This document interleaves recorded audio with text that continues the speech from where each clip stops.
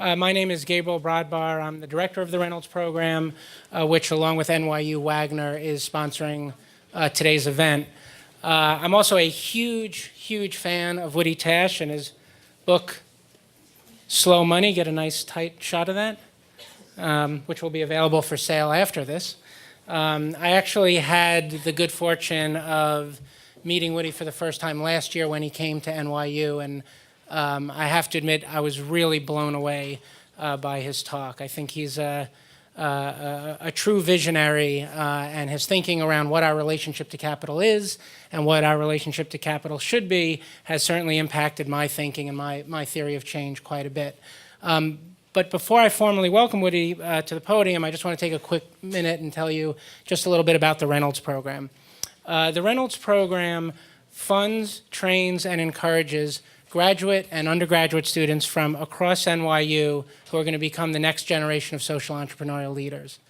And you may be asking yourself, well, what is a social entrepreneur? And what is all this social entrepreneurship stuff about anyway? Social entrepreneurs are people who find new ways of solving the world's problems. And they do so in a way that tries to attack the root cause of the problem and not just the symptoms. So a social entrepreneur who's concerned about world hunger doesn't open up a food bank. That social entrepreneur is going to try to figure out ways to help people, ideally on a global scale, grow and sell their own food. Or a social entrepreneur that's concerned about medical care doesn't get a few doctors to move to a country where they're badly needed. That social entrepreneur might develop a new cell phone-based network so doctors from all corners of the globe can more easily share life-saving information about their patients. Or a social entrepreneur that's concerned about education isn't just going to become a great teacher. That social entrepreneur is going to figure out a way to get lots of schools built where the communities that they serve own and operate those schools. And these are examples of things that Reynolds fellows and scholars are actually doing now. And they come to the Reynolds program to turn these ideas into reality in very kind of sustainable and scalable ways. So if this sounds like you, if it sounds like somebody you know, you're interested in learning more, I very much encourage folks to check us out on the web. It's nyu.edu/Reynolds. So now the reason we're all here, it's a real pleasure to be able to introduce the founder and president of Slow Money, Woody Tasch. Woody has been working very hard and very quietly building what I think is a revolution. And it's a revolution that's really trying to change our relationship not only to capital but also to community and the environment. And one of the things that makes this revolution so interesting is that he's building it in a way that very gracefully weaves together philosophies and approaches that at first glance really seem like polar opposites. So what do I mean by that? He'll talk about the nitty-gritty of the dismal science, but do so in a very kind of poetic way using the meter and the vocabulary of poetry. He'll present new economic models that do in fact deliver a return, but put community and soil fertility and the environment at the bottom line.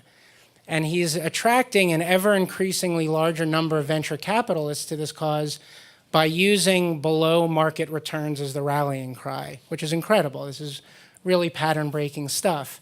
And it's these kinds of contradictions that I think make tonight's talk so timely and so appropriate for the speaker series. The timeliness part, I think, is obvious. Even the most traditional free market capitalists, George Soros, Alan Greenspan, Larry Summers, have recently admitted in one way or another that our traditional paradigms have failed us and that new ones are really badly needed. Woody's approach, I think, to slowing down the speed of capital, shortening the distance between investor and investment is really an idea whose time has come. The appropriateness part, I think, comes from the fact that Woody knows the real secret to social entrepreneurship. And I'm going to tell you what that secret is. So I'm sure you're all really glad you came. The big secret to social entrepreneurship is that truly sustainable and scalable solutions do not come from a discipline. They come from many disciplines. And that's really what the Reynolds program is all about. That's what the speaker series is all about. And I think Woody's work does a beautiful job exemplifying that idea. He draws not only on economics and poetry, as I've mentioned, but on agriculture and science and some psychology and sociology along the way. So please join me in warmly welcoming to the podium Woody Tasch.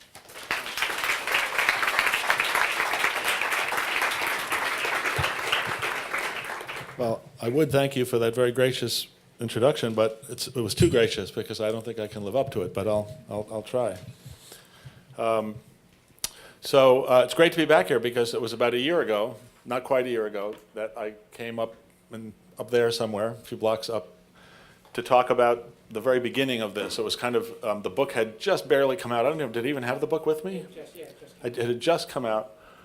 And it was after maybe 4 or 5 years of talking about this and thinking about it and having all kinds of little sessions about it. But we still didn't really know what we were doing. And I'm going to describe, let's say, what we now know that we didn't know a year ago. Not that we know everything, but we are in motion now. And the slow money principles that you have is part of that motion that we're in. Did everybody pick those up before you came in? Or a lot of people did? Good, because it's going to come up later. So anyway, before I get started, actually, you kind of stole my thunder a little in the introduction because you used the word visionary, and I think you said revolution too. Yeah. You sort of did the whole thing. Actually, I don't really have to give the talk now. I can just, let's go have dinner. But this is this month's Acres Magazine. Acres Magazine goes to a lot of mostly organic farmers around the country.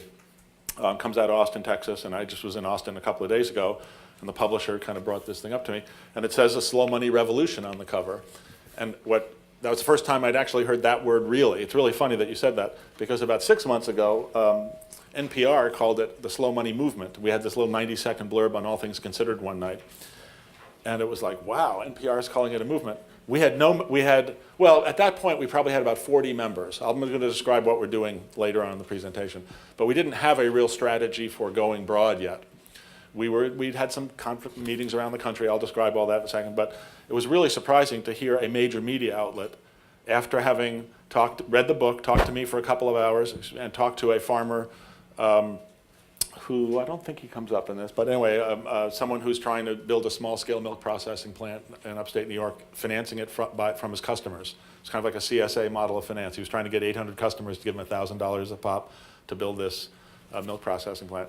And the story was actually on him, but they found their way through him back to us, and the reporter ended up, she started at the beginning saying, this sounds totally ridiculous, I have no idea what it is, explain it to me. And then, we had this 90-second thing saying this is the beginning of the slow money movement. And now it's a revolution, and only my son, who was sitting over there, could tell you what a joke it is to call this a movement and a revolution, because he worked in the office for a year up until a couple of weeks ago, and like putting stuff in the database and putting in signatories to the thing and sign-up sheets for the meetings or whatever. And let's just say, I don't know what a movement or a revolution is, but I'm pretty sure it's more than 3,000 people, which is about, it depends on how you count right now, but that's about what we have, but we're just getting going. So before I further try to convince you that this is a movement and a revolution, I'm going to do a PowerPoint. I'll read a little something from the book, and then hopefully we'll have about half the time to talk. I think hopefully there'll be a lot of questions, and we can spend a lot of time going back and forth. But on the way here, it's flying on Southwest, and here's something ripped out of Southwest, whatever they call their magazine, and it's called Adventure Capital.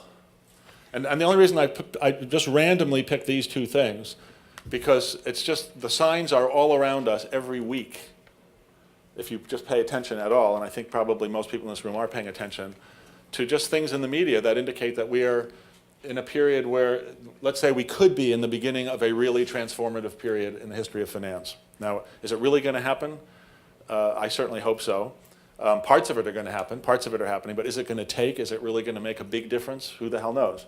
But when you're just reading things and you see adventure capital, so here's the old-fashioned.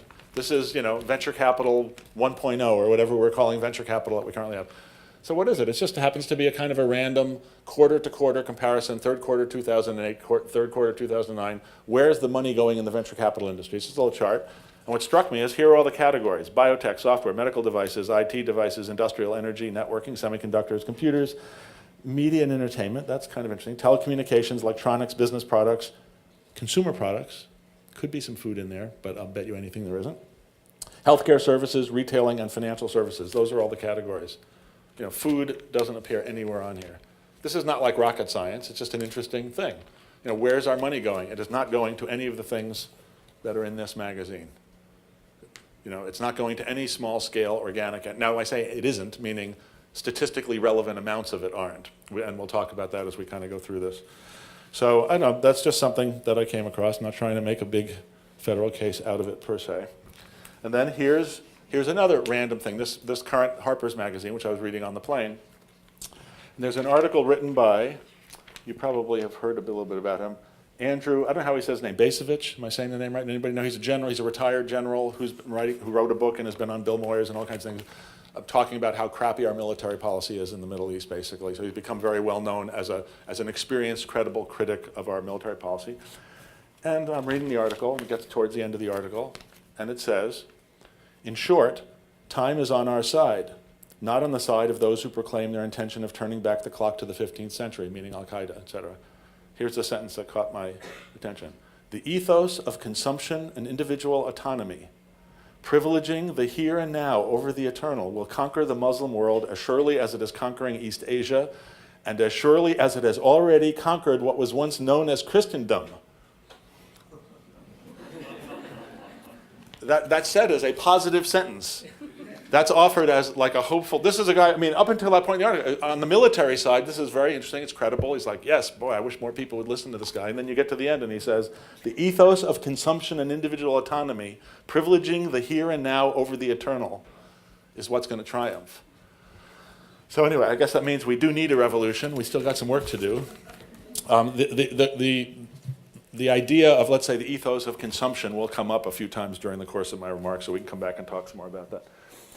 So, let's see. Before I do the PowerPoint, I think I'm going to tell a joke. And the reason for the joke is, one, people usually like it, so hopefully you will. But I have a few cartoons in here and other things, but the point is when you start getting into this subject, especially if it's an audience that maybe isn't immersed in food, and I'm just curious, how many people here consider themselves really knowledgeable in food and agriculture? It'd just be good to know that, actually, for all of us. So quite a bit less than half, maybe only 20%. So for those of you, if we start talking about, let's say, how broken the food system is, and it's going to come up while I'm talking, you're going to kind of be nodding because you know it. To those of you who don't know, who haven't spent a lot of time really focusing on food and agriculture, you might not even believe what I say. I start going through the list of all the things that are broken in the food system. You're going to say, how is there any food in Whole Foods down the street? How could that be? How could a system that broken still be producing food? And I guess I'll give a punchline. Punchline is, there are innumerable, meaning beyond trillions, because we're going to talk about some big numbers in the financial side of this, beyond trillions of microorganisms in, let's say, an acre of soil. Beyond trillions. Trillions and trillions in 1 acre. So we have been killing them at a very rapid rate, but there are so many of them, they're still there, and we're still getting food. That's like a 101 version of industrial agriculture. We have been pouring chemicals on the soil in order to produce cheap commodity food, and it works, but at the long-term expense of fertility in the soil. So I don't even know, why did I launch onto all that right now? I don't even know. I apologize. But so I'm going to try to weave my way when I get to that part of the presentation, not to hammer too hard on all the things that are broken in the food system, but I'm going to ask you to believe me that I'm not exaggerating. Things are really broken in the food system. It's kind of like, think about it. I know I just said all that too. It's because how bad it'll sound when I get there, and I said I'm starting with the joke, because you really could. You could get just paralyzed with despair when you realize how broken things are. And the one metaphor I guess I'd ask you to think about when we get to that part of things is to think about, let's say, an automobile, a tank of gas, and you're driving down the road and you still have, let's say, it could be on E. It could be down, but you're going 70, 80 miles an hour, the car's still running fine. It's hard to believe that something really bad's going to happen, but at some point it does. In this case, you won't be able to just go back and get another tank of gas. You can't just go back and fill up on soil fertility, right? So the system is, is screaming down a path, and it is still functioning, but it's functioning at very real cost, which we are all calling, let's say, non-sustainability, if you want to use that jargon. So anyway, so because of the imponderable horrificness of all of that, I'm going to start with a joke. And Let's make sure mine's off too, actually. It is, luckily. So the other reason to start with a joke is, there's another theme that's going to come through these remarks, and that this is not just about finance, and the very gracious opening remarks already tipped you off to that, but this is about culture and about social change. Hey, Martin, there's a founding member of the Slow Money Alliance, but we don't want to pick on him. He just came in, probably because I sent him to the wrong street corner. No? Did you? Yeah, never mind, all right.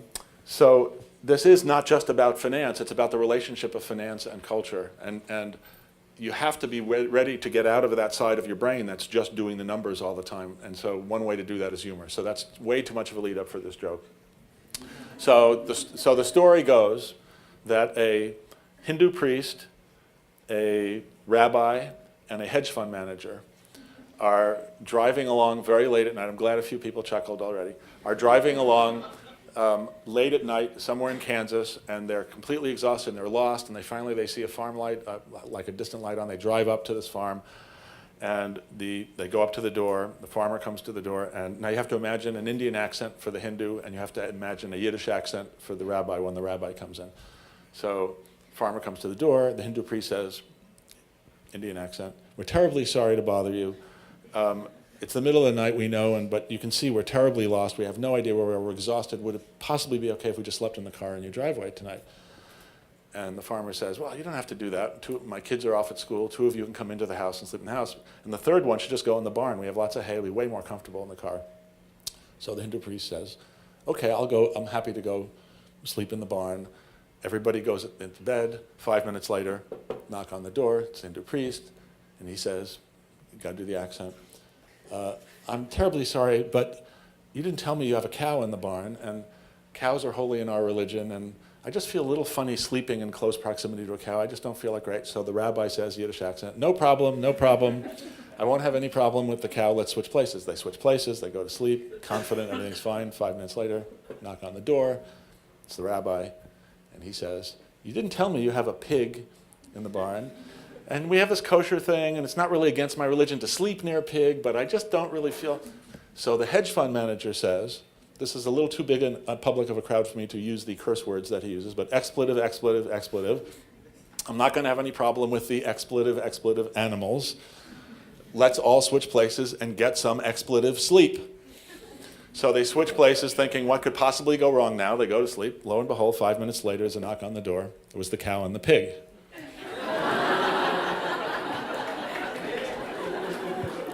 Okay, got through that. All right. All right, let's get going here. There's a pig. This is not just any pig. This is a Nyman Ranch pig. Nyman Ranch, people know Nyman Ranch? So Nyman Ranch is, let's say, a pioneering, sustainable food business. It's been challenged from a business standpoint in many ways, but it has made a lot of inroads. And it works with small family hog farmers who grow their hogs outdoors. It's a very radical thing in today's world. And we'll talk a little bit about hog confinement units in a minute when I get to the Time magazine cover I'm going to show you. But it's not there because it's a Nyman Ranch hog per se. It's there because it's my little mental thing of staring the pig in the face, of us. What happens if we just look up close at what we are actually doing, not just to the planet in the name of industrial agriculture. That's just one thread. It's what we are doing to ourselves and the planet in the name of sustaining the standard of living that we have become accustomed to. Though everybody in this room is a beneficiary of the greatest legal accumulation of wealth in history. A bunch of you have probably heard that phrase. John Doerr, one of the leading venture capitalists on the planet, called venture capital the greatest legal accumulation of wealth in history. But I think it's really like an epitaph for the 20th century. And we'll talk some more about that. So that pig reminds me how important it is to slow down and just actually take the time to recognize what we are actually doing.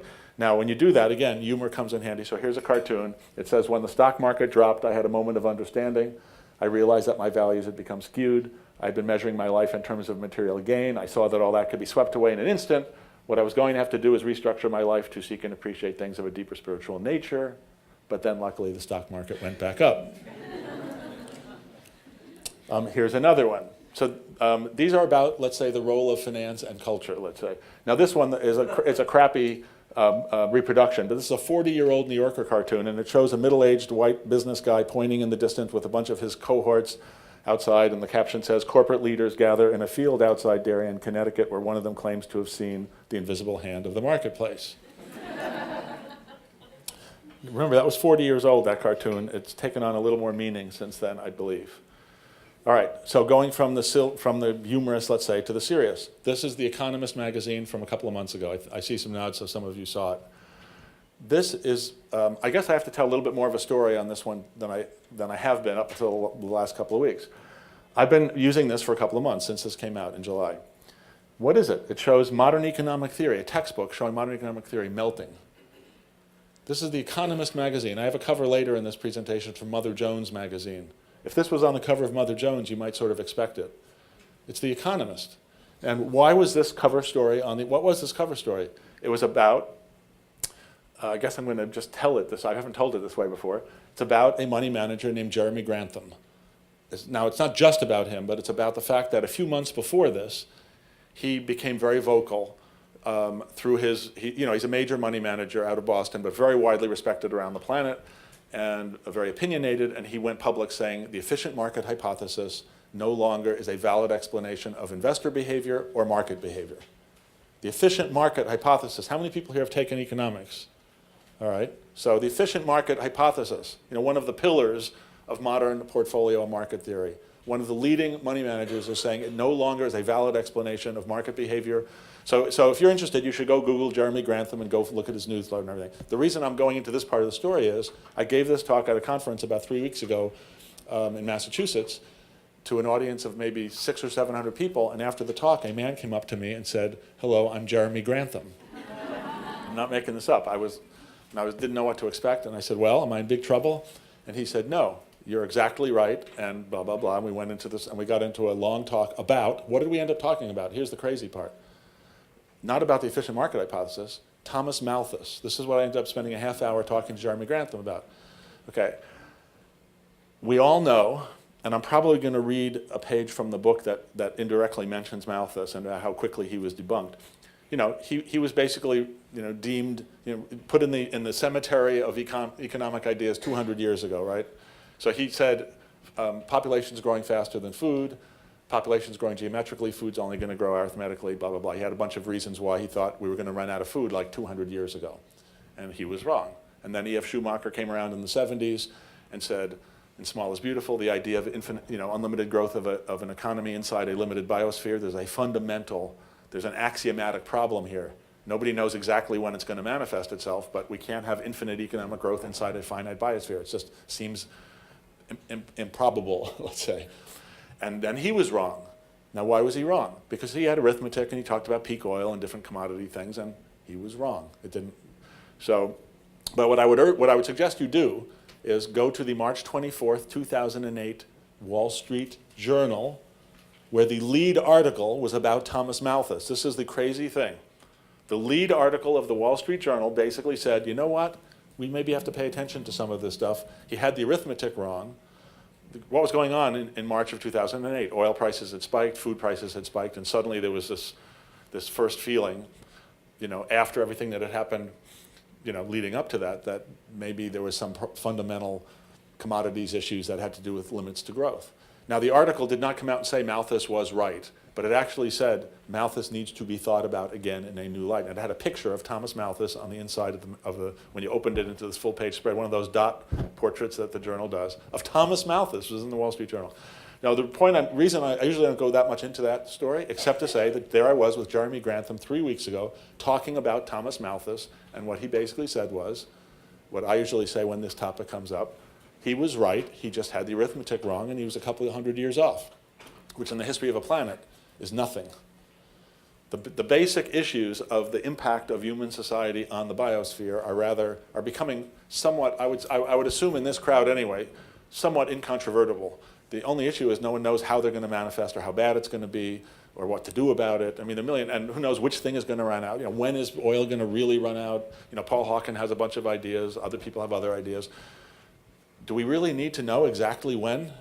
I mean, this is like, you're talking about rearranging the deck chairs on the Titanic. Do we need to know exactly which commodity is going to run out when, or which epidemic is going to happen, when, or which food system collapse is going to? It's not. We're on a dangerous, unsustainable path, and it's going to become more and more volatile. And coming back to the Economist cover, besides letting you know that Jeremy Grantham is now in dialogue with us, which is, very cool. It's this idea that we don't know which part of the system is going to break when or how badly it's going to break. And the thing that we just went through, this so-called correction that we just went through, that everyone's acting like it's over, we should talk about it. We can talk about it when we're, I'm not, and by the way, I'm not an economist, a horrible admission here. I'm just a very small scale angel investor, social entrepreneur, something. I've been a foundation treasurer and I've worked with a lot of investors in different capacities. So sure, I can be debunked as a new Malthus who's also off by 200 years. And actually, I never said, I don't care if I'm off by 200 years. That's not a lot of time. And I think we're all off by several generations anyway. And if you look at all the things that are broken in the food system, which I guess I should go to right now, here's the food system. Time magazine. This is Time magazine from about 6 weeks ago or 8 weeks ago. So these are very recent, these covers. And what it says, which you probably can't read, it says, this hamburger may be hazardous for your health, why the American food system is bad for our bodies, our economy, and our environment, and what some visionaries are trying to do about it. Time magazine.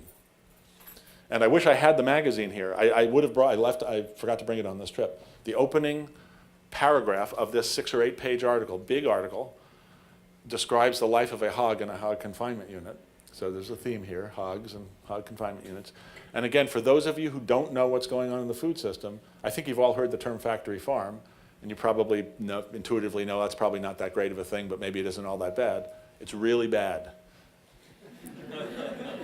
It's really bad. I mean, Michael Pollan, a bunch of other people, they basically say if you saw what was going on, you would never eat another piece of bacon in your life. It's that simple. And I believe that is actually true. And I still sometimes eat bacon, so we're all human. But it's what goes on there is thousands of animals. 60 or 70% of antibiotics in the United States are not used on people; they're used on livestock because it's the only way they can survive in close confinement like that. They're basically in prison, in cages. I'm not going to go through the whole thing. There's something like 12 million Smithfield hogs, and they are all genetically almost identical, et cetera, et cetera, et cetera. And they're bred for rapid growth and blah blah blah. And it's really horrible. And that's just one example of a broken food system. There's a million other ones. So maybe I should just stay on this for 1 second. And before I go further, I should try to tie the Economist cover, because I kind of got into my Grantham little story too much, to this. What's the connection? The same system that creates derivatives. Let's have a little audience participation here. Somebody guess what the market value of all the over-the-counter derivatives that were created from like 2001 to now is, the total value of that market. Anybody want to guess? I have a 16 trillion. I have a higher. Would you like to use a much in front of the higher? She's going now for much higher. Anybody want to, let's get 30 trillion, 60 trillion. I love this. You guys are so like New York. You just don't want to hear the number. 500 trillion. And there are estimates that are higher. I believe that is a reasonably conservative estimate. Right now, what does the number 500 trillion mean? I'm going to demonstrate to you that you don't know in a second. I'm going to demonstrate to you don't know. But before we do, let's do some other numbers. What's the total GDP of the planet? The total annual GDP of the planet? Well, it wouldn't be GDP, it would be GPP, gross planetary product, as opposed to gross domestic product. But the value of the world economy, basically, the annual output of the world economy, rough orders of magnitude, 65 trillion. All right? 500 trillion, 65 trillion. The US economy is about 15 trillion approximately. These are rough numbers. So first that should get you a little slightly freaked out, right? A bunch of financial engineers created a marketplace worth $500 trillion that had never existed before. All right?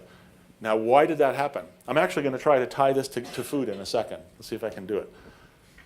Why did that happen? Because somebody came up with a formula. This is, and by the way, this is all public domain. You can go read about this if you haven't already. A whiz kid, I think he was trained at MIT. I think I have this part of the story right. A financial whiz kid, probably was under 30 when he did it, came up with a formula that seemed to statistically reduce risk in a way that financial risk in a way that had never been done before. They called it decorrelating risk. So without getting into all the thing, he came up with this formula. They started using it in a few things. It seemed to work. And guess what? It's called a free lunch. It's called less risk and more money. Financiers like that. Everybody piled on, and you know what we're kind of living in the aftermath. How does that relate to food? Not directly, but indirectly in all kinds of ways. So one way I've come to think about this, I've spent the last year traveling talking about this, I've come to think about a few very simplified metaphors that are probably truer than the truth. And here's one. Genetically modified organisms are like derivatives. Okay, so think about, like Norman Borlaug, I think he's probably in everyone's mind a little bit because he died not too long ago and people might have seen the obituary, and he won the Nobel Peace Prize for inventing dwarf wheat. He kind of launched the Green Revolution. What did he do? He invented he bred a variety of wheat called dwarf wheat. What was important about dwarf wheat? Old-fashioned wheat, regular wheat, if you dumped chemical fertilizer on it, would grow so tall that it would fall over and rot in the field before you could harvest it, so that we'd gotten to the limits of the ability to dump synthetic fertilizer on a piece of land and grow wheat. So he said, well, what if we could breed some wheat that never got higher than your knees, that had really strong, stiff stalks, and then all the rest of the fertilizer just went up into the head, allowed you to have really heavy heads of grain on short thing. He figured out how to do it. That is the beginning of the Green Revolution. Got applied to rice and corn and some other things. But what are GMOs? If you extrapolate beyond that, GMOs are technicians, meaning plant scientists, tricking the risk-return yield on a piece of land to get more yield with what they would say is less risk. And if there was a plant breeder here, I guarantee you, to give them equal time, not really, but they would say, he doesn't know what he's talking about. These varieties are actually lower risk because we're crossbreeding all of these different disease-resistant genes in there, and it's not really like one variety. So when there's 10 million acres of 2 different varieties of wheat, it's not really just 2 different varieties of wheat because we've crossbred all of these different things into it. And I say, I don't know, it still sounds like 2 varieties. It has a number, and every wheat plant in that field is exactly the same by that breeding. And I'm not alone in saying that many observers of agriculture think we are headed for, let's say, a correction, if you want to use that, a biological correction, similar to the kind of financial correction we just had, because you can't get rid of risk that way. You can't trick risk. The only real way to mitigate risk is to have a diversification, but actual diversification, in this case, diversity, and that's a theme that's going to come up if I ever get through the rest of this PowerPoint. Biological, cultural, and economic diversity is the only answer for risk, meaning lots of small-scale diversified things of all kinds coexisting in a healthy relationship. It's also called health, right? It's also what exists in those trillions of microorganisms in an acre of soil. Before we started year after year dumping tons of a few chemicals on that land in order to trick the risk-return criteria, usually using genetically modified plants to receive all those chemicals so that we could have a higher yield on that piece of land. So it all fits together. This is all the same system. We could talk about energy, we could talk about transportation, all these things. Talk about carbon in the atmosphere. How many people, here, I'm not going to do this quiz. An incredibly crazy part of this whole equation is that organic agriculture actually builds carbon in the soil and sequesters carbon from the atmosphere. Industrial agriculture releases carbon from the soil and puts it in the atmosphere, the exact opposite thing that we need. Why? Because when industrial agriculture was invented, meaning 1935 approximately, the idea of pollution and climate thing it wasn't even anywhere near the horizon. So it was a cheap oil system and seemed to work, and you could create fertilizer from same chemicals that were used to create munitions in World War II. I think many of you probably know that from some of the recent movies. This is not made up. Again, for those of you who don't know the food system, it will sound like some weird... Just remember, Jeremy Grantham agrees with me. So when I say some really crazy shit, you have to remember that.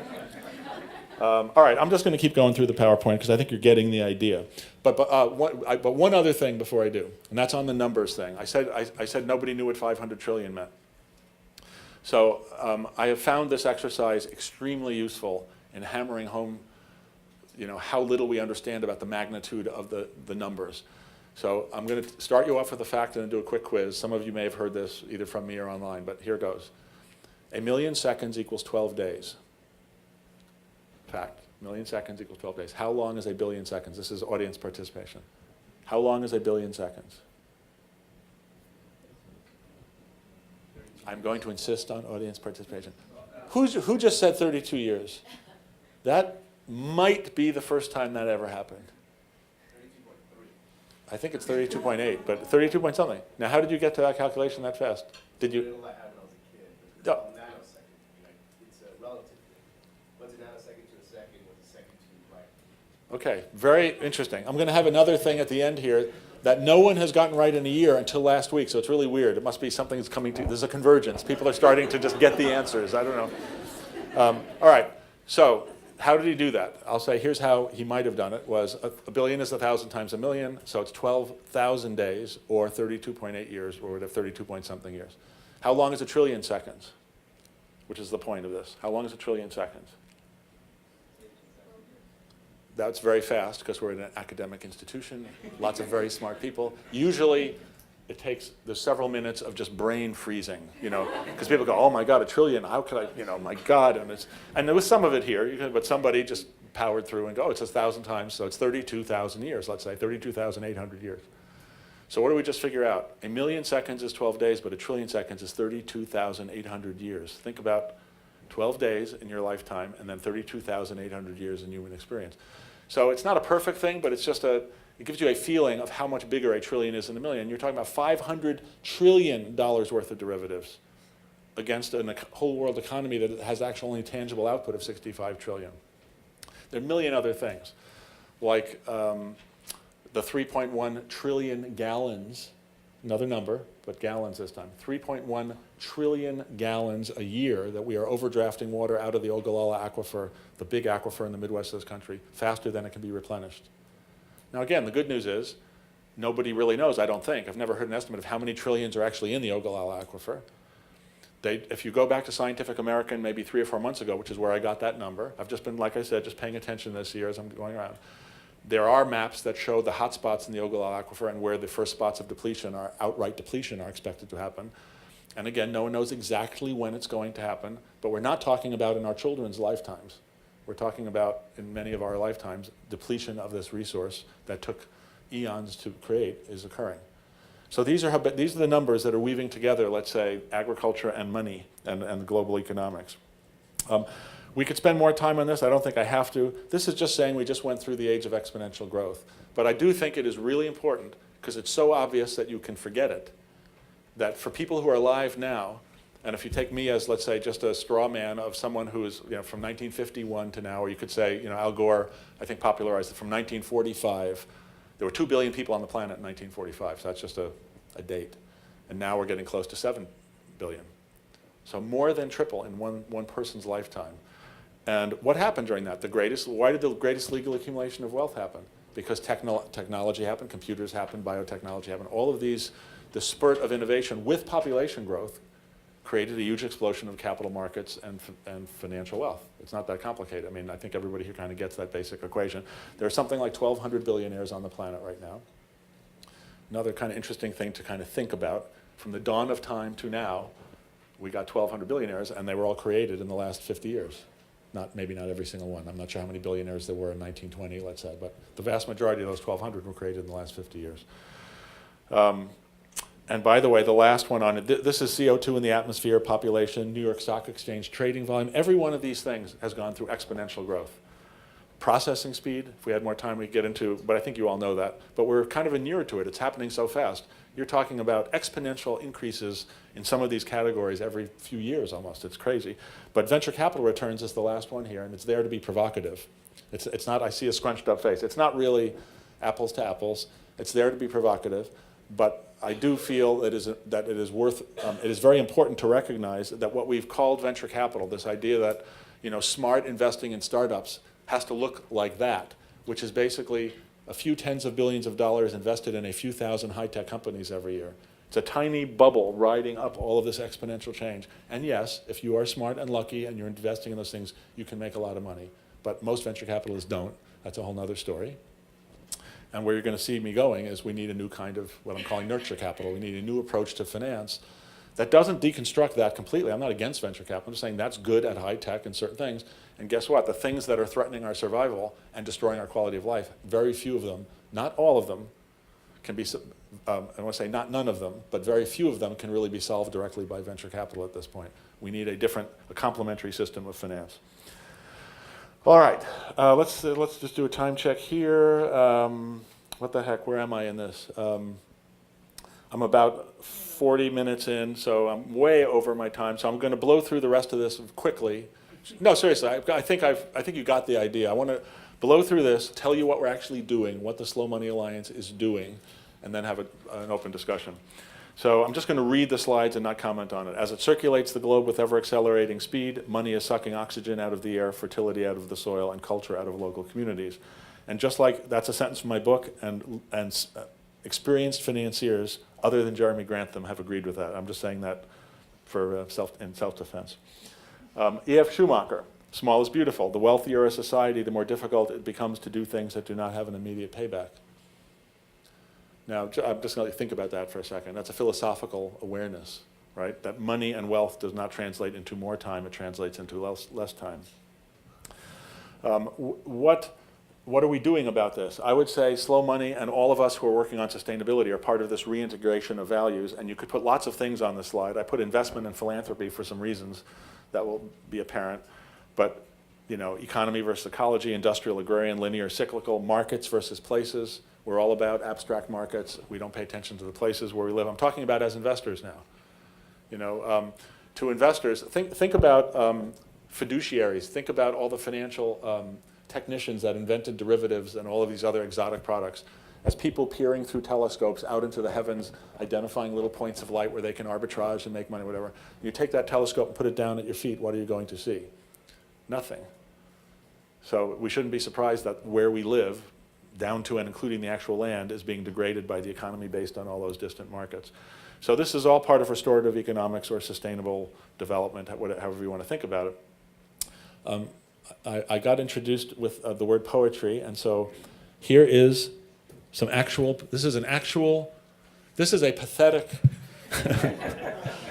this is the world's first example of fiduciary poetry. That's why it's so pathetic. I had this on the stage at Bioneers a few weeks ago after a bunch of rap, beautiful, incredibly powerful, real poetry. And so I had to offer this as pathetic fiduciary poetry. Circulation versus percolation, monoculture versus diversity, transaction versus relationship, and profitability versus fertility. And all this is trying to do is just, in a few words, get us to think about the old paradigm, the industrial paradigm, which, by the way, I want to make this clear. It's not like we're leaving that behind. We're just saying that if that's all there is, we're at greater and greater risk of system collapse and imbalance. We have to start complementing it with another set of values if we're going to really have stability in the future.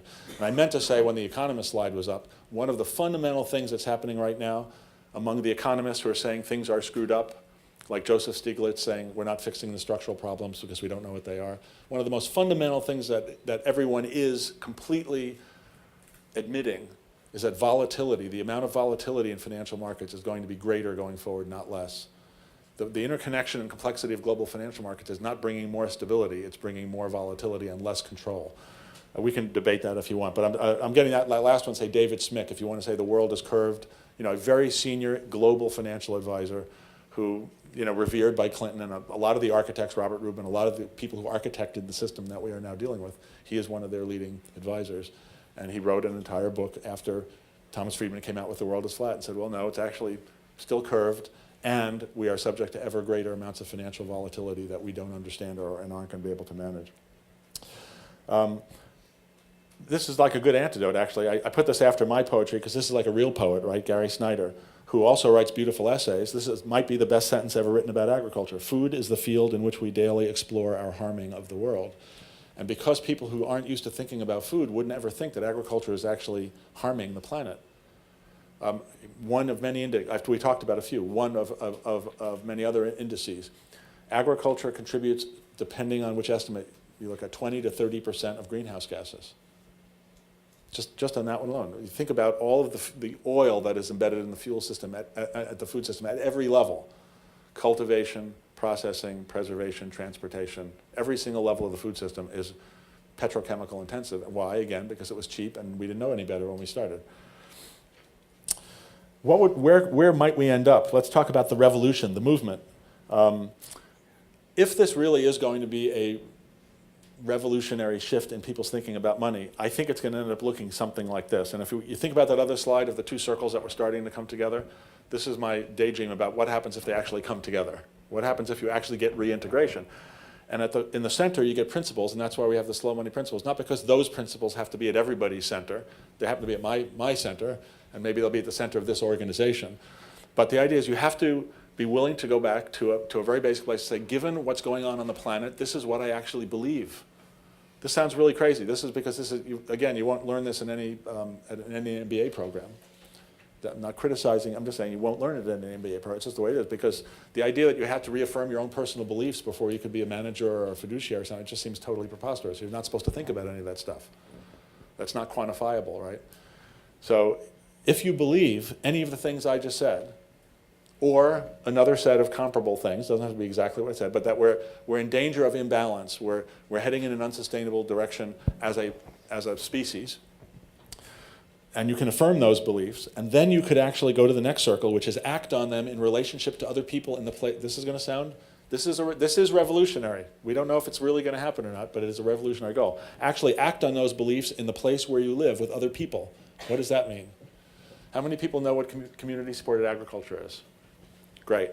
So the thing that's important about that, one of the many things that's important, is it directly connects consumers and producers and gets rid of legions of intermediaries. We have a system where less than 10 cents of every food dollar goes to the farmer.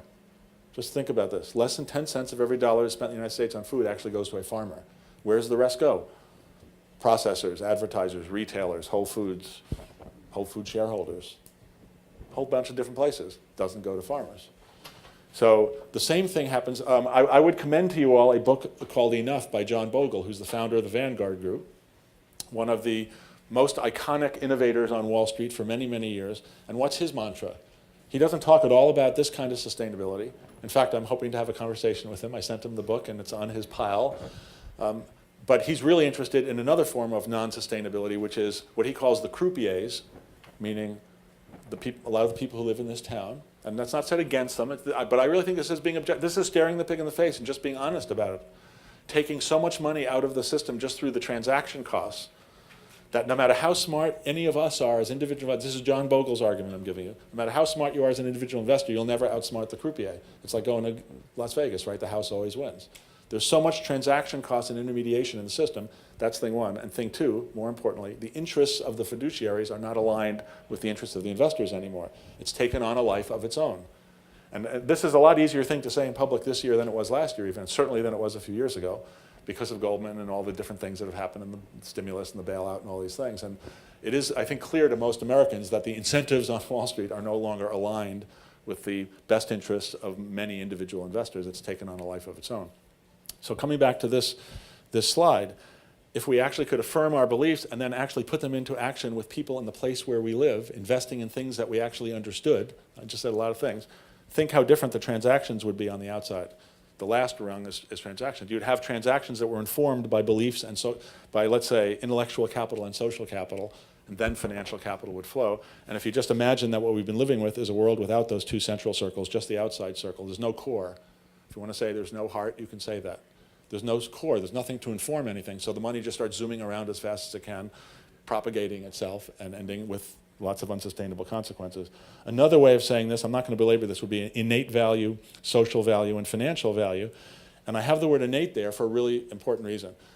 E.O. Wilson, I think a lot of you might know that name, coined a term biophilia. And he's written some really beautiful books. He's a conservation biologist, very, very award-winning and eminent.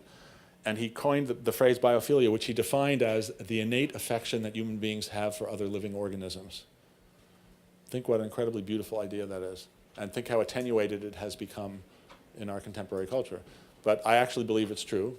And I believe that everybody in this room, when they saw that pig in their inside, went, oh, look at that little pig. Didn't everybody sort of, come on, I think everybody did. Because we all do have an innate affection for other living things. We just don't get to express it very often. So let's just keep going here.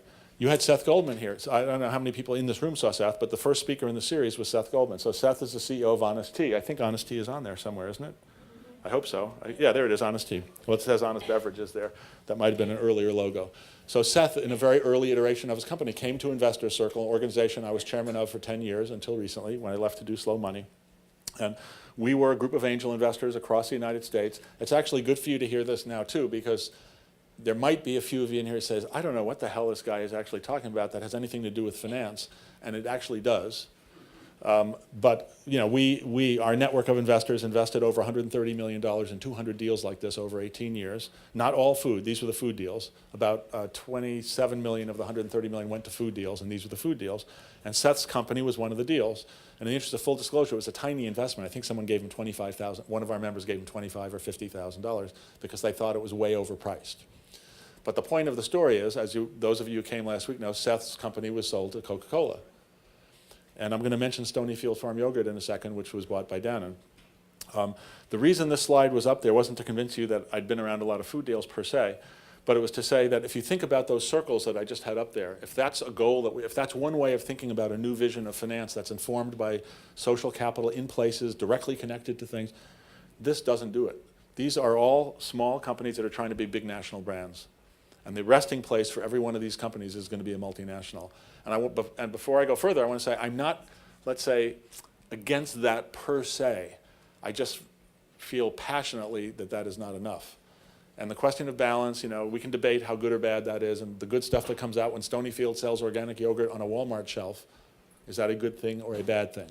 I don't think you can call that a bad thing, but it is a complicated thing. And one of the reasons it's complicated is that it's driving prices down for small organic producers all over the world who are trying to, I would say, take another path, which we're going to get to in a second. This is just a Mother Jones article saying, from this year also, a little earlier in the year, want to fix the country, fix food, and that's what the movement is. The movement is to fix the American economy, starting with food. How are we thinking about this movement, what we call the movement? Here are 3 different ways. Within a decade, billions of dollars per annum to small food enterprises that are building the soil of a restorative economy. It's one way of saying it. It's a big number, billions of dollars per annum. Second, from venture capital to nurture capital, entrepreneurial finance that supports soil fertility, sense of place, diversity, and nonviolence. And so if you think that's another one of my ways of saying what would be in that center, that principles center of the circle. And lastly, from markets designed to promote extraction and consumption to markets that promote preservation and restoration. And even though I'm going over, I am going to read one page from the book on that point. Because this is the way of zooming way out from the trillions of microorganisms in the soil and from the companies of Investor Circle and from the cover of The Economist to a truly, let's say, meta-historical view of what we're all trying to do here. So just see how this sits with you. Every 200 years or so, it seems, we arrive at a threshold moment in the history of capital and culture. In 1600, 2 men in Amsterdam stood on a bridge over a canal, designing the joint stock company, minimizing risk to capital, and galvanizing the flow of investment in exploration, conquest, and export.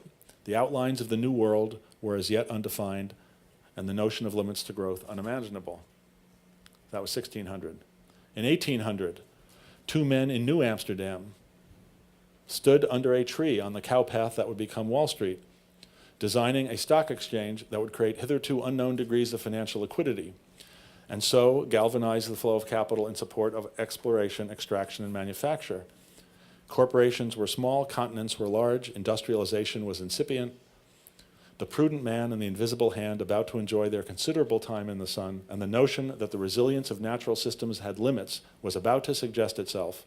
That's Thomas Malthus, but only briefly and only to be swiftly discredited and debunked.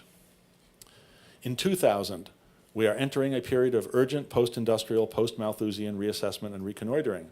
We find ourselves on a new threshold, signals of systemic unsustainability proliferating alongside those of accelerating capital markets and technological innovation. Consumerism and global markets are ascendant, carbon sinks are overloaded, and the idea of limits to growth calls for radical reconsideration. It falls to us to undertake a new project of system design. This is the exciting part. The creation of new forms of intermediation that catalyze the transition from a commerce of extraction and consumption to a commerce of preservation and restoration. And just in the interest of finishing, I'm going to keep going.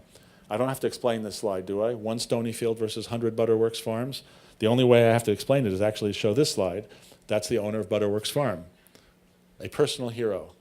It's worth staying on this, and then I'll blow through the rest. Jack Laser, 35 years, 350 acres, 1 family, 1 farm, 1 herd of 60 cows, 10 miles south of the Canadian border. That's a field where he's growing grain he's growing feed for his own cows, and he has a yogurt business called Butterworks Farm, which might occasionally make it down this far to this Whole Foods, but I doubt it.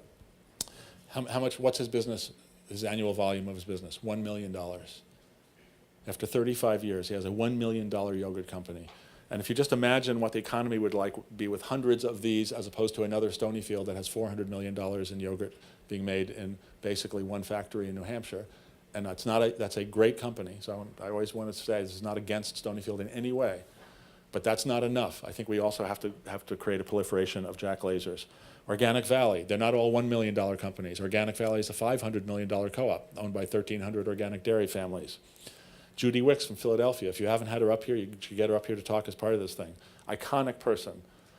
One business, 25 years. Her ex-husband is the Urban Outfitters entrepreneur, just to give you a sense of the amount of entrepreneurial juice in that family. And what did she do? When she was out on her own, she created one restaurant, $5 million over 25 years in Philadelphia. Absolutely iconic in building a local food system in Philadelphia. She decided she didn't want to grow, she wanted to get better. And she has to tell you the story. It's an amazing story. You should have her here sometime. Let's Be Frank, a grass-fed natural hot dogs. It's a West Coast deal. Sky Vegetables, rooftop hydroponic production of organic vegetables around the country. Just starting, has venture capital. It's interesting startup. Local Harvest, I think some of you may know this. It's a national web platform. It's actually a small for-profit business, interesting, about $1 million in sales and growing, connecting consumers with CSAs, local organic farms around the country. The reason I had those slides is all of those people plus 20 more small food enterprises were in Santa Fe in the middle of September when we had our inaugural national meeting, which was the launch of this movement. It says 5 minutes, and that's good, I can do it. What is the movement? Well, I'd say the movement officially started in September, so we're not very far into it. Meaning the first part of this year, we did all of these little 4 bullets. I'll come back to the principles in a second, that really shouldn't be first. We had a bunch of regional gatherings. Some of them were almost as big as this, some of them were smaller. And we got together farmers, investors, donors, food entrepreneurs, et cetera, to talk about local food systems in that region. We had Madison, Wisconsin, upstate New York, Hudson, New York, Bellingham, Washington, and can I possibly remember what the, southern Vermont and Northern California. And from these gatherings, and we were taking the message in the book and the ideas of slow money that I just presented to you, but explored them with stakeholders in a place about how would this actually work here? Like what kind of money are we talking about? How much money would you need to invest in this region if we had goals of, let's say, increasing the number of organic farms, increasing the amount of food that was produced and consumed locally? These are horrible numbers when you think about regionally in the United States, how much of the food that people consume is produced, let's say, within a few hundred miles of that place. They're pretty scary, crazy numbers. So we had all of these meetings, and gradually it became clear to us, and we got a lot of feedback, including from the media, that this needed to be much broader than any single venture fund. This was not a venture capital fund, which was the way we had kind of, a year ago, I'm sure I was saying, well, we're probably going to raise a fund and go do some slow money investing, like do a portfolio of those kind of deals. And where we're at, I'll leave it for when we talk to get into the details. In late May, so not that long ago, we posted on our very crude, which is still a very crude website, that we were accepting $25 members in the Slow Money Alliance. What's the Slow Money Alliance? It is people like Martin Ping, who I called out when he came in. Martin runs Hawthorne Valley, which is a beautiful biodynamic farming community, Waldorf school, yogurt company, store up in Hudson, New York. And it's people like Judy Wicks, and it's people like the CEO of Organic Valley, and people like Greg Steltenpole, the founder of Odwalla. I'm trying to think of the ones that you would know, who came together as founding members and chipped in $1,000 or more last year to basically throwing in and saying, you're on the right track. We don't know what it is yet, but keep going. And in May, we opened it up to anybody who wanted to join. We now have 700 members. I'm telling you, these numbers are still small. We have 700 members, but we have 125 of them have given us between $1,000 and $50,000, which is pretty crazy. Only 2 have given. This is for transparency. I still have not heard of any other startup NGOs this year that people have been sending $1,000 checks in over the internet, and we have about 50 people who did that. 50 people that we were never in the room with have sent us $1,000 over the internet. So that makes it feel like a movement, because we've done very little yet to really support that or reach out for it. But it all led up to this meeting that we had in Santa Fe about 6 weeks ago. We had 450 people from 34 states and 6 foreign countries showed up for this thing with almost no planning. So it was quite amazing. It was supposed to be a regional meeting. It turned into the national thing. And where we are now is we have publicly announced, as of Santa Fe, that we're trying to get 1 million people to sign the slow money principles. Now hopefully we will talk about this. I don't know how that strikes you. To some people, it seems totally far-fetched. It's never going to happen. Other people say, yawn, you're going to get them, and then what are you going to do? It's really an interesting proposition. But we are going to get 1 million signatures, and then from that social capital, we're going to begin building capacity in various ways. What's our ultimate goal? The ultimate goal is to build resources that will help connect local investors to local food systems all over the United States. Why? Because if you go back to the movement thing that said billions of dollars a year doing this, the only way that's ever going to happen is if it happens with local people in local places connected directly to food companies where they understand what they're investing in. Otherwise, there's no centralized fund is ever going to have the capacity to do that. It's lots of small investments happening all over the place every year. And the good news is it's starting to happen, meaning we have about 3,000 people who have either signed the principles or become members. We're just starting. We're getting like maybe 200 people a week are starting to sign the principles. But more importantly, we have 3 founding members, Judy Wicks in Philadelphia, someone in Vermont, and someone in Madison, starting to create small funds, looking at how they can begin organizing investors. And then we have several other communities where groups of a few dozen people are starting to just collaborate. I call them an initiative. How can we do slow money? I just came from Austin. We had 50 people in a house in Austin, and people they want to start doing this. So it's probably going to start very simply in those communities. It might be a loan to a CSA. It might be a $50,000 loan to a CSA. So there's a funny confluence, the thing here, between lots of small actions and a really big system-changing vision. But it's going to take years to make that system-changing vision really manifest itself. These are the principles. If you've already looked at them, you notice that they're pretty basic. It's not financial razzmatazz here. And the first one says we must bring money back down to earth, but the last one says what would the world be like if we invested 50% of our assets within 50 miles from where we live? What if there were a new generation of companies that gave away 50% of the profits? What if there were 50% more organic matter in the soil 50 years from now? We're almost done. I can get through these last slides really fast. This is the only one that has a lot of words on it, but it's because it's Carlo Petrini, the founder of Slow Food, I want to read them. This is in a conversation with me about slow money. Think about the period of the Renaissance, the period of the Enlightenment, when investors would invest in things of beauty. They left things to the world that were quite beautiful. Producers were, for the most part, artisans, and they worked in a small-scale type of economy, in a local economy. Therefore, consumption-sustained agriculture of one's own region. I think we have to look more closely at that model. We do, though, have to take into account the period in which we live. We're not trying to go back in time. But this can help us in our pursuit of solutions that can improve life in this global era. We mustn't think that the current system is absolute. We must affirm that it has to change and that it will change. Joan Gussow, founding member of the Slow Money Alliance. I prefer butter to margarine because I trust cows more than I trust chemists. Michael Pollan describes her privately as his guru. So just so you know, she's been around a long time in a very leadership role in sustainable food systems. Elliot Coleman, another founding member of the Slow Money Alliance, iconic farmer. We want to talk about returns at 1,000 to 1 in 4 months. A tomato seed makes even the highest flyers seem paltry. You have to think about that one for a second, just as a way of this relationship or lack thereof between the productivity of nature and our ideas of financial return and extraction. Greg Steltenpole, the founder of Odwalla, another founding member of Slow Money.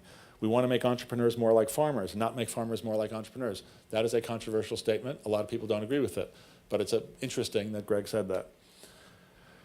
And lastly, I would offer this. Just when you're thinking, it's just too preposterous, this is never going to happen.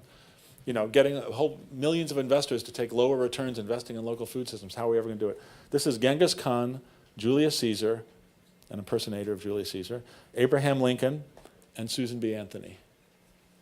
And the question is, what did they all have in common? They all had farms? Is that what you said? They were born on farms. I've never heard that one before. As I said before, when he got the nanosecond thing right, somebody actually got this right in Austin, Texas, like 4 days ago. The only person in the United States in a year of asking this question. When I say get it right, there might be a lot of right answers, but there's one that I'm looking for. Come on, let's try another one. Someone say they were all Capricorns or something, because that's not right either. I don't know. No guesses? Come on, you're tired? We want to get to the discussion. The answer is they all ate only organic food. All right? So it's just a way of saying if you think it's impossible to change what we have, it wasn't always that way. It's only the last 75 years that we've been doing things this way, and it is possible to change it, and we are going to have to change it. So, I believe it will change probably faster than we all think. That's it. Sorry that took so long.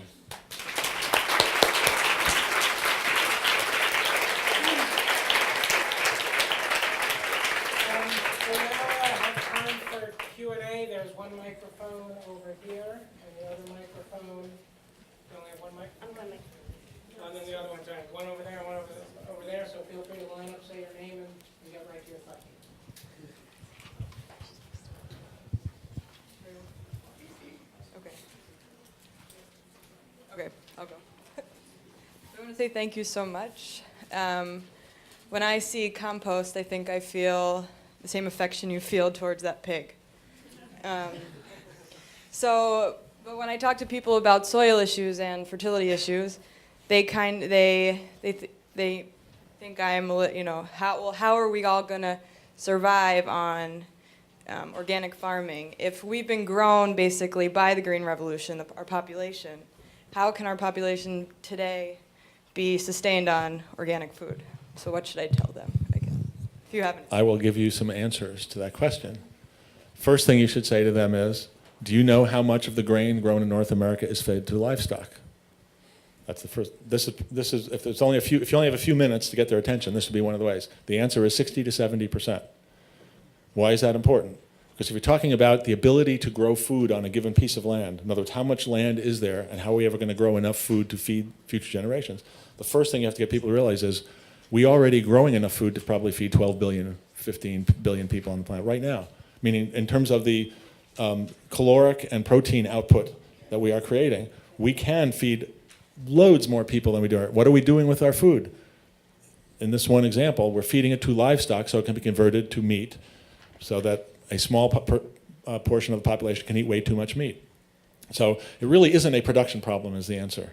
And then the second part of the answer is they should look at studies of the productivity of small organic farms. And what you find is you can grow very large quantities of food on smaller diversified organic farms. It just takes a lot more labor, which is why it doesn't happen. So the economics of it, it's not a production problem, it's an economic problem. There's plenty of land, and there actually, I would argue, is plenty of labor that could be applied to that land. We're just not doing it right now. Everyone's come to the city and would rather work for a software company than grow food on a farm. But I think the real answer is, over this next generation, there's going to be a rapid increase in the number of small organic farms again. We went from 50 million farmers at the turn of the last century down to less than 2 million now. And unfortunately, this is life, Bill Gates, among others, I'm not picking on him, but this is true, he's publicly said this many times, he considers that the agricultural, it's like a beautiful, he considers that an unmitigated good. He says, oh look, less than 2 million people are feeding the whole planet now, this is pretty amazing. And he hasn't really looked yet, in my opinion, at the real biological problems underlying that system. So there are some points I gave you. Overall, it's not a production problem. It's an economics problem, and it's a distribution problem. Hi. By the way, one other thing. If slow food people were here, they would give you some great statistics about the amount of food that is thrown away every day around the planet. And the numbers are beyond intriguing. You're talking about like 50 tons a second or 50 tons a minute in Italy and 250 tons a minute in England. And when they give the talks, they usually joke, say, we didn't even know what it is in the United States. We couldn't even dare to calculate it. So it's very dangerous. But the point you raise is probably the first criticism. There are two critiques of everything I just put up here. One of them would be how can we possibly feed the whole planet with this vision of 19th century agriculture, if you want it to be critical. And the other one would be that all the early adopters are people who shop at Whole Foods and drive Priuses, and that's very nice for 5% of the population, but how is it ever going to spread? And you didn't ask that one, but I'm just going to leverage off your comment and say the answer to that one is, you're right. It sucks right now. It's a very uneven thing, and it is the early adopters are a bunch of affluent people who eat in fancy restaurants. Not just that, but there's a heavy, disproportionate. Why is that? Because we're going from, let's say, 50 to 100 years or more of a system in which all the long-term true costs of doing this have been externalized out of the system, meaning all of these soil fertility, all the soil erosion, toxics in the environment, aquifer depletion. You are not paying for that when you go to Safeway or wherever you go to buy your food. It's all been externalized. When you start putting those costs back in the system, the actual cost, it costs more. And then you say, so who's going to be able to afford that? Answer at the beginning, not everybody. But then you have to zoom back and say, from a social standpoint, we can afford this. We just have to reallocate our resources. And I'm going to tell a story. You didn't ask this one, but I'm going to make sure you never ask me a question again. Here's an anecdote. A carpenter was working on my house once, and it was during the building boom. I would like to say this because remember there was a building boom not that long ago, and I couldn't even get him to show up because it was a small job. So he was showing up like every other Saturday to work for 4 hours. He was moonlighting. And he came back one day and he said, I took to heart what we talked about when I was here, and I calculated how much it would cost for my family to drink organic milk. we'd gotten into a rap about all this, and he said it would cost us $350 more a year for my 3 kids and my wife and I to drink organic milk, and we can't afford it. I'm a carpenter, she's a school teacher. We can't afford it. And I said, are any of your kids wearing Air Jordan sneakers? And he said, yeah, 2 of them. So I said, so you can afford it, you just decided to spend the money on sneakers instead of on organic milk. And from a social standpoint, that is what we are doing.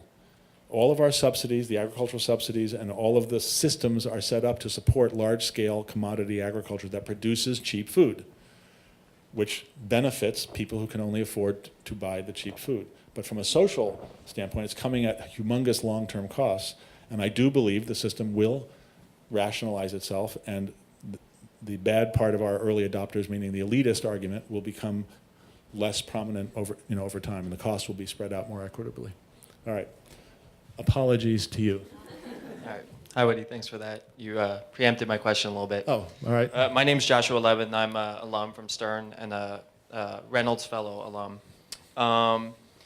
So in terms of your strategy of connecting investors to local resources, are we not just convincing investors who've already made a lot of money in the traditional market to now accept lower returns?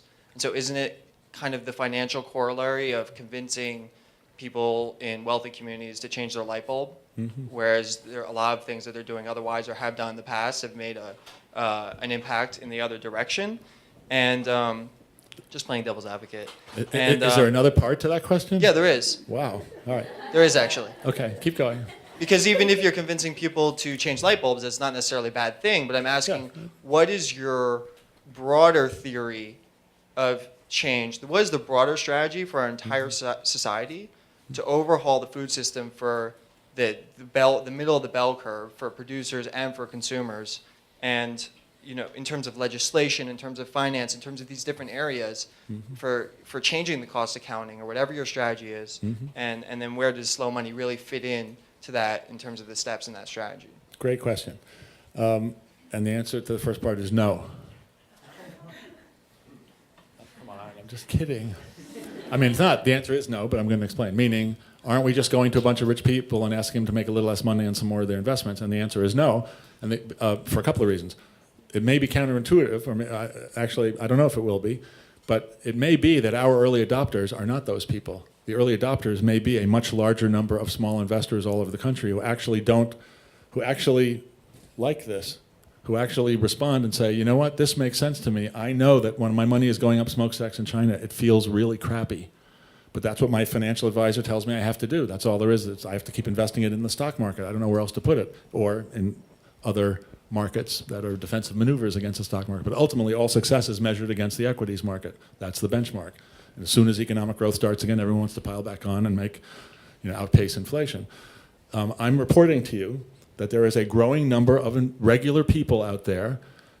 Some of them might include some high-powered people like the Jeremy Granthams of the planet, although I would actually tell you, Jeremy Grantham, after our conversation, did not say, I'm signing up for slow money tomorrow. We ended the conversation, said, why don't you take 1% of your assets and put it into something like slow money and see what happens. And he actually, we'll see. If I come back again next year, I'll report whether I had progress on that. But that's not where I see the early adopters coming for this movement. The early adopters are going to be a large number of regular people who want to be more connected to their money. And I'll give you some more evidence of that. I was just at SRI in the Rockies about 2 weeks ago. That's the trade meeting every year of social investment money managers. So it's everybody from the Calverts and the Dominies and those all the way down to individual investment advisors who work with individuals to help them move in a greener or more progressive way with their money. And they are engaged in this discussion in a way that would blew my mind, I'll put it that way. Meaning they see, here's what they said, I'll just tell you. Our clients are demanding to be, they want a way to invest in local food systems. Just the food thing itself is on the radar in a new way for a lot of people. And B, they want to connect locally to things that they understand. They are ready with some portion of their portfolio, to be very accurate. It's not like people are just going to dump everything and go running in this direction. But think what would happen if 1%, I was just in Austin 2 nights ago, another anecdote, 50 people in a very dynamic conversation. I said, what would happen if 1% of your assets, if you're a proxy for the people who live in Austin, how much are the stock portfolios of all the people who live in Greater Austin? Anybody want to guess? I absolutely don't know. I just did a back of the pencil thing based on U.S. averages, and I came up with $45 billion. It's a city of about 1 million people and blah, blah, blah. What if 1% of that was invested in local food systems?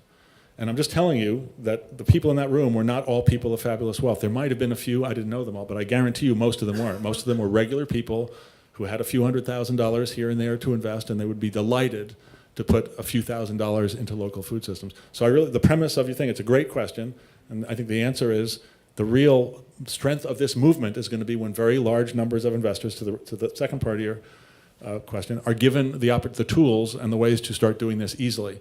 So I'll give you one example. What if there were a municipal bond that was dedicated to local food systems? What if you could invest in the greater Madison, just to pick a place where we have some traction on this, a bond that would allow you to put a few $1,000s to work, maybe make a few percent tax-free, and know that that went into some kind of sustainable ag activity in your region. And we are actually, that's an idea that I didn't have a chance to get into all the little nooks and crannies of what we're doing, but that some of our members, some of those founding members that I described, are collaborating together with some bond advisors to see whether we can push that idea down the road.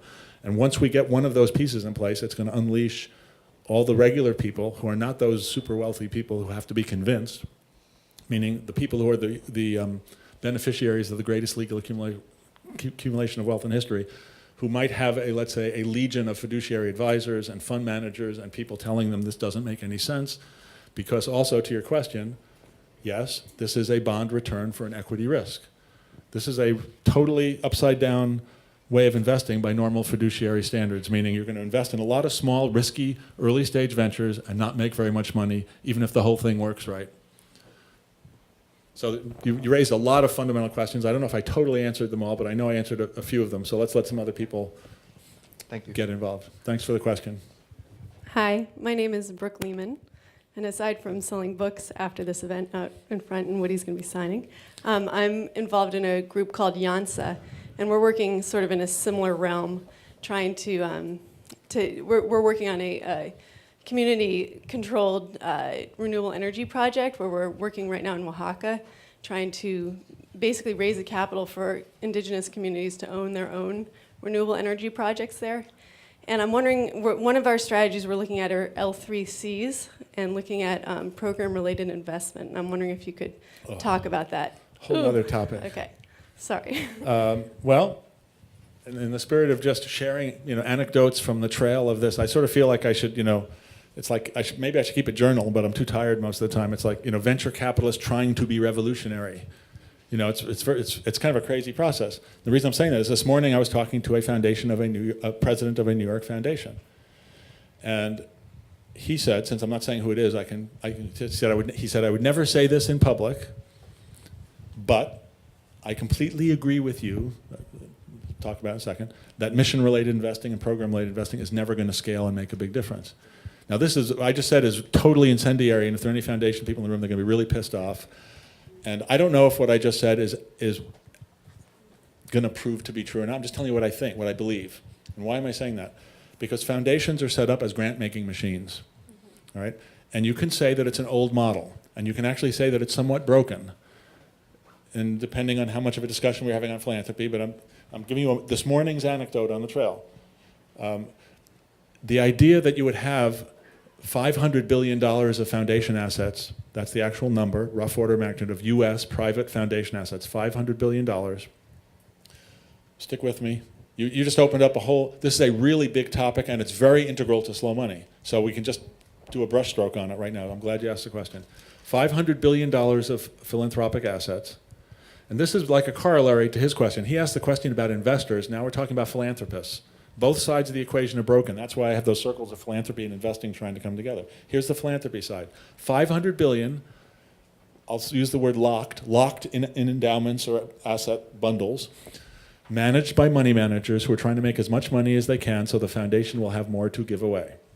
Then on the program side, you have the president and the program staff saying, give me as much money as you made this year so I can give it to NGOs, give it to nonprofits. How much of the $500 billion of U.S. foundation assets goes to sustainable agriculture NGOs every year? And before you answer, I want you to imagine that economist cover up there again that had modern portfolio, modern economic theory, the efficient market hypothesis. Here's an example of how those efficient markets work. It took the entire 20th century to create $500 billion of foundation assets, which is a teeny-weeny percentage of the total output of the 20th century of economics. It's like 1/100 of a percent or 1,000th of a percent. And I'm going to give you the answer, because it's late and we want to move on. The answer is 1/100 of a percent. $50 million goes to sustainable agriculture out of the $500 billion at a time when the future of the food system is in doubt.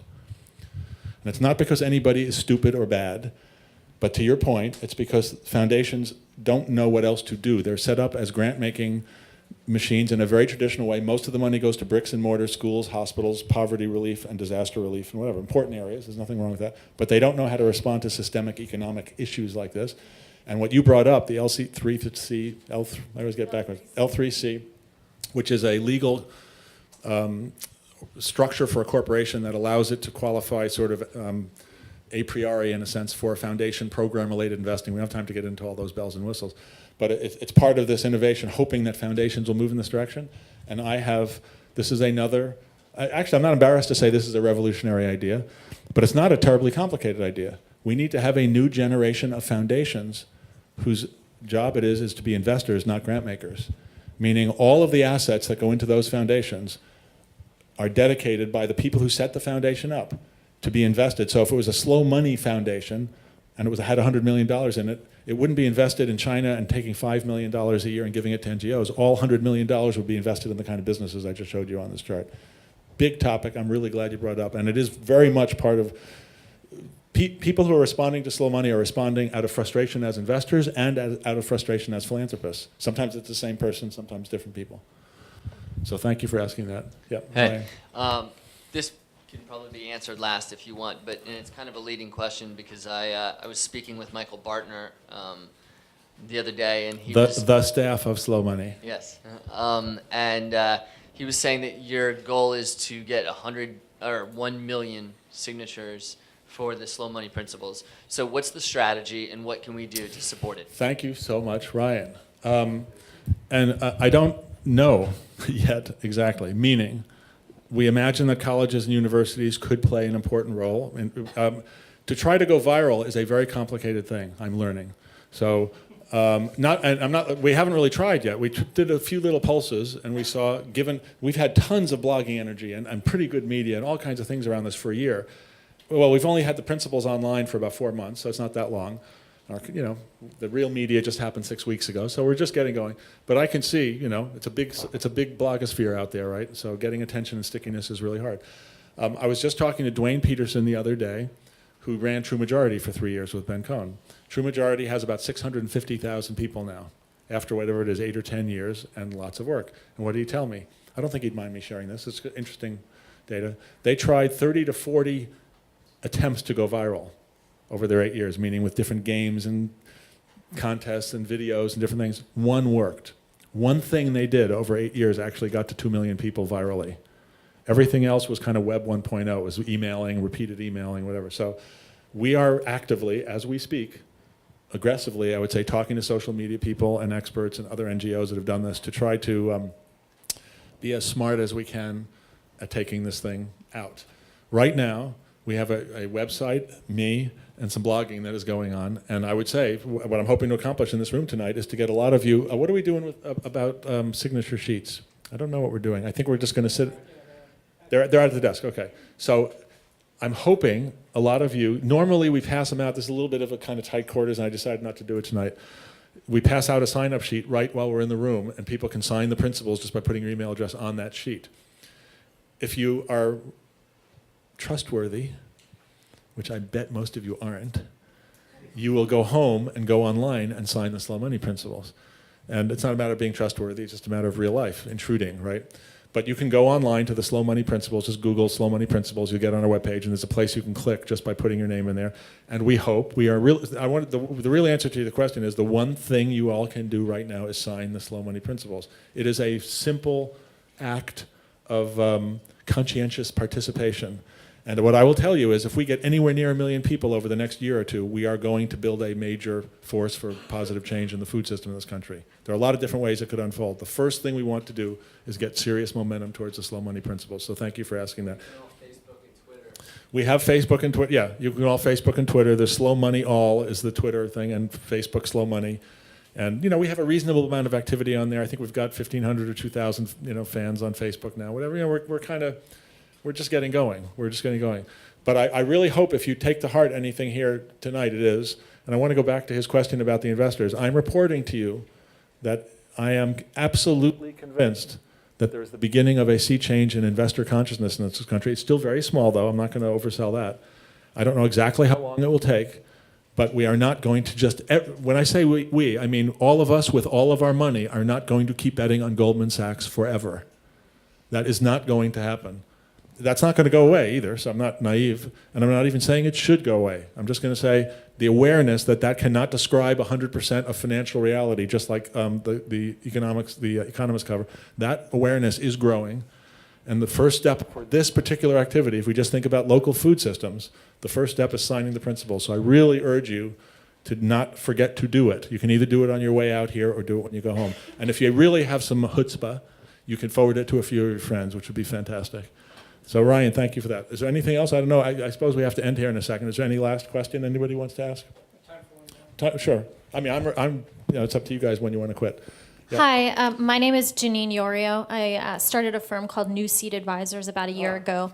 Hello. And a conference called Agriculture 2.0, which is largely indebted to you for really creating a lot of the enthusiasm in this sector. Well, thank you for saying that. And we obviously see eye to eye on the food system needing some help. One thing that my colleague Bailey and I, she's here in the audience, do is talk to a lot of farmers and talk to them about what they need. You mentioned that farmers are only getting, I think you said 7 cents of every dollar spent in the food system, 10 cents.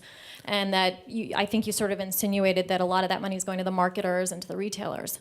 But then at the same time, you talked a lot about investing in basically branded consumer products. So how do you propose that the money actually gets to the farmers as opposed to just a new way of branding things, a new fodder for the Whole Foods product line? Yeah, when I showed the branding slide, maybe I wasn't explicit enough.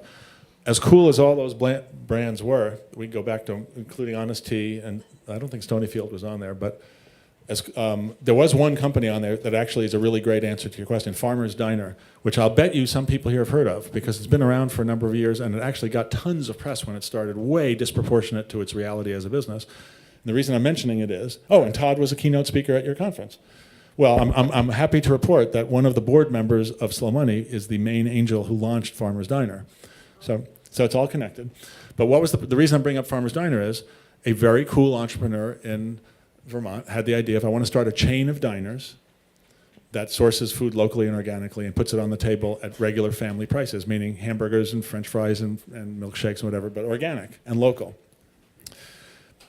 Film crews from Japan showed up to film him when he was getting started. That's how hot the idea was. The reality of the business has been way, way tougher than, let's say, he might have imagined. He just opened his second diner after about 5 years in Middlebury.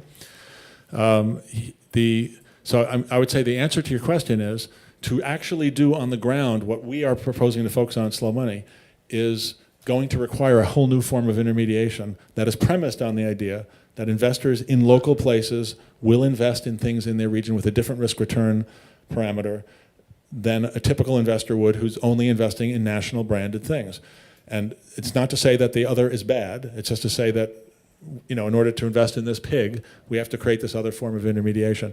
So if we looked at all the other branded companies, I would share the concern behind your question is a big concern. And that goes back to the Honest Tea, Coca-Cola, Diner thing, which is at some point in this discussion, each person has to kind of confront his or her own heart and mind about where they really think the juice in this is. For some people, it will be with the Honest Teas and the Stonyfields, and that is great. I think for those people or that portion of your assets, you should invest in those companies. But then there's another place that goes off of that terrain into this other area, which is no, if we really want to optimize for local and small and slow, if we really have this deep philosophical discussion and say, no, I want, let's say, 1% of my assets, I want to be very clear on this. We're not talking about like taking it all. And I want to put 1% of my assets, or I'd like my community to put 1% of its assets in slow, small, and local. How would we do that? And the answer to your question is we have to create new forms of intermediation like municipal bonds and other funds that don't exist yet to make it easy for people to do that. That's what we're trying to do. And very nice to meet you. Thank you, you too. Her conference was like 2 weeks after our conference or whatever in New York. And we're hoping to collaborate on the next one in California. So And hers was, what was it called? Agriculture 2.0.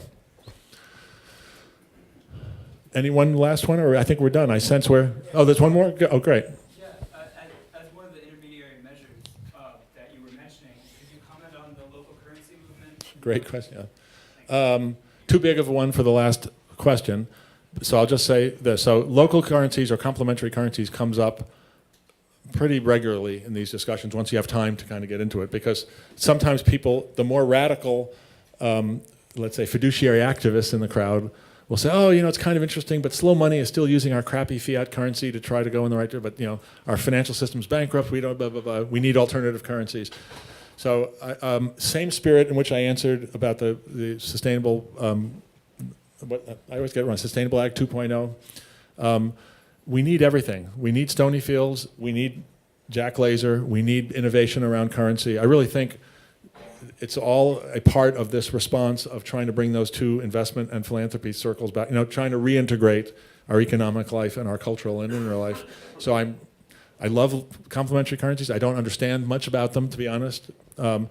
Some of them I think are succeeding more than others, and I'm sure we're going to see a lot more innovation in that area, and I basically salute it as part of what we're doing. One of the founding members of Slow Money, if you've heard about Berkshire's up in the Chris Lindstrom, who's one of our founding members, was kind of the architect or one of the principal kind of entrepreneurs behind the Berkshire's project. So it's an important, I would say, sister, exploration. But if you're investing in companies, I don't think you can actually use a complementary currency to invest in an entrepreneur. We've got to use our regular old US dollars for that, as far as I understand. So, hey, thank you all for being patient and coming, and please sign the principles.